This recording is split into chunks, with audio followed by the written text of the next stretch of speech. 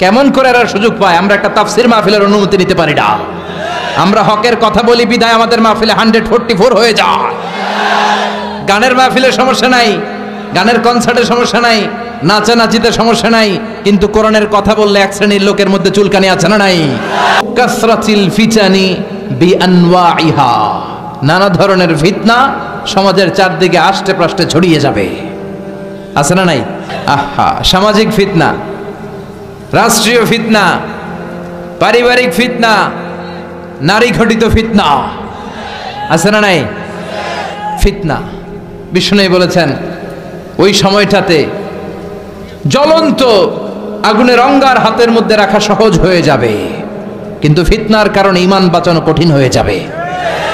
ওই সমাজটা এসেছে কি আসেন? কই যাবেন?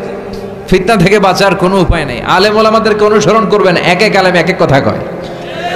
কথা বলেন। রফিকুল্লাহ আফসারি ভাই নাম শুনছেন?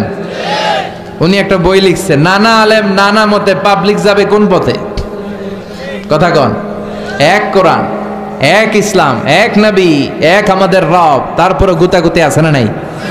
কেউ